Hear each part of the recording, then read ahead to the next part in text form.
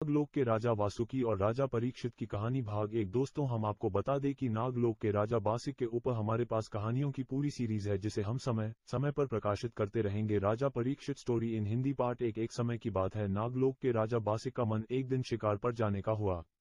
राजा ने अपना धनुष बाण उठाया और घोड़े पर सवार होकर शिकार के लिए जंगल में पहुंच गए, लेकिन इत्तेफाक से पृथ्वी लोक के राजा पारिक भी उसी जंगल में शिकार खेलने के लिए मौजूद थे। कुछ समय बाद राजा बासिक को शिकार के लिए एक हिरन उछल कूद करता हुआ दिखाई देता है। राजा बासिक हिरन के पीछे अपना घोड़ा दौड़ा देते हैं। दूसरी तरफ पृथ्वी लोक के राजा पारिक का ध्यान भी उसी हिरन पर जाता है और वह भी अपना घोड़ा हिरन के पीछे लगा देते हैं, यानी दोनों राजा एक ही हिरन का पीछा कर रहे थे। अचानक हिरन तो झाड़ियों में छिप गया, लेकिन दोनों राजा एक दूसरे के सामने आ जाते हैं। एक दूसरे को देखकर दोनों राजाओं की हंसी छूट जाती है, क्योंकि दोनों ही राजा हिरन का शिकार करने में असमर्थ हो जाते हैं। दोनों राजा अपने घोड़े से नीचे उतरते हैं और एक दूसरे का अभिवादन कर कुछ विचार विमर्श करने लगते हैं। राजा पारिक: राजन, क्षमा करें, लेकिन मैंने पहली बार आपको देखा है। कृपया आप अपना परिचय दे। आप कौन है और कहां से आए हैं? राजा बासिक: राजन, मैं नागलोक का राजा बासिक हूं और आज शिकार के उद्देश्य से यहां आया हूं। कृपया आप भी अपने बारे में बताएं। राजा पारिक: मैं पृथ्वी लोक का राजा पारिक हूं और आपकी तरह मैं भी आज शिकार के उद्देश्य से यहां आया हूं।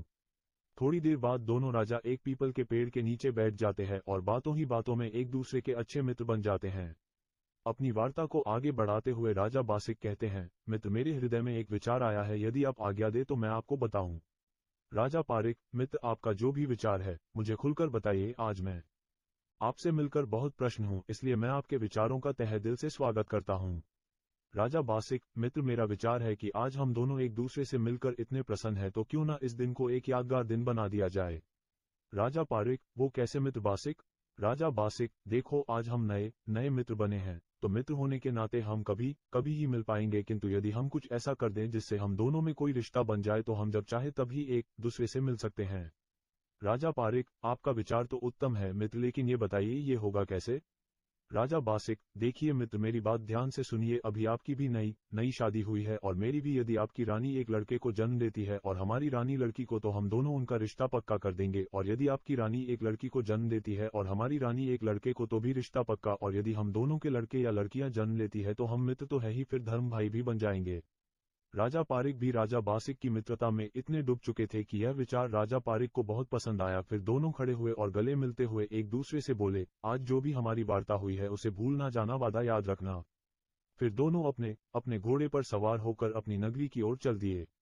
दोस्तों, जैसा कि आप जानते हैं, समय किसी का इंतजार नहीं करता। समय धीरे धीरे अपनी दिशा की ओर बढ़ता जा रहा था। इधर दोनों ही राजाओं की रानियों को गर्भ ठहर गया था। धीरे धीरे 9 महीने बाद वह दिन भी आया जब राजा पारिक के यहाँ लड़के ने जन्म लिया। राजा पारिक के महल और दरबार में ढोल नगाड़ों से खूब खुशियां मनाई जा रही थी। गरीबों को दान दिया जा रहा था और ज्ञानी पंडितों को बुलाकर बच्चे का नाम संस्करण करवाया जा रहा था।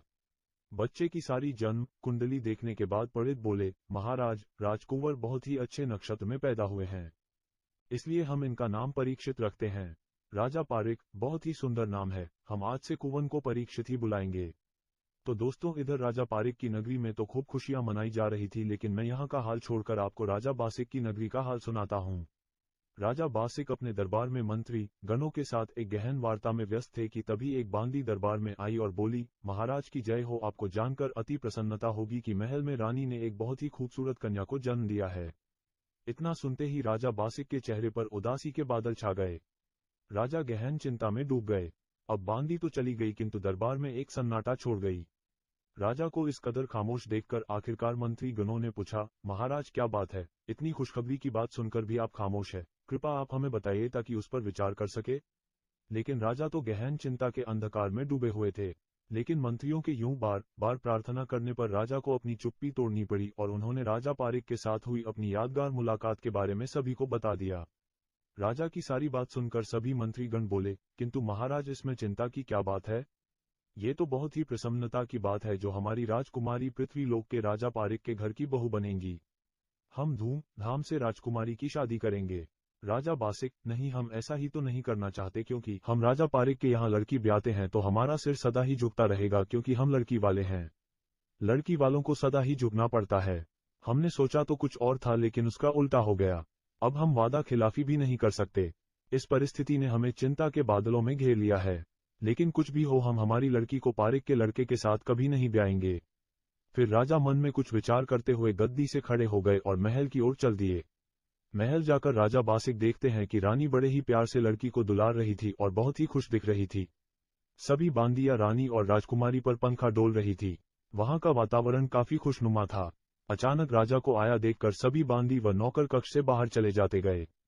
राजा रानी के पास बैठ जाते गए और लड़की को गोद में लेकर कहते हैं, रानी वास्तव में राजकुमारी तो बहुत ही सुंदर है, लेकिन रानी घबराते हुए, लेकिन क्या महाराज? राजा बासिक, रानी यह लड़की जिंदा नहीं रहेगी, इसकी उम्र बस इतनी ही थी।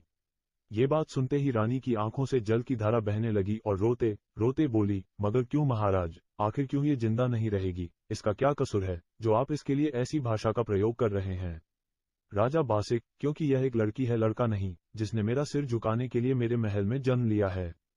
राजा के अपनी ही बेटी के लिए ऐसे विचलित कर देने वाले शब्द रानी के हृदय को छल्ली कर रहे थे, जिन्हें रानी केवल अपने आंसुओं से बयां कर पा रही थी। रानी अपनी बदकिस्मती पर फूट फूट कर रो रही थी। राजा बासिक, अब रोना धोना हो गया हो तो मेरी बात ध्यान से सुनो। फिर राजा बासिक ने रानी को उस यादगार मुलाकात के बारे में सारी बात बता दी और कहा, मैं सिर झुकाना नहीं चाहता, मैं तो राजा पारिक का सिर झुकाना चाहता हूँ।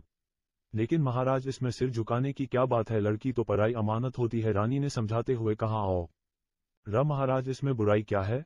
आप हमारी राजकुमारी को राजा पारिक के पुत्र से ब्याह दीजिए। इसमें आपकी बहुत प्रसन्नता होगी कि फला राजा जबान का पक्का निकला और वादे के अनुसार अपनी राजकुमारी को पृथ्वी लोक में राजा पारिक के लड़के से ब्याही।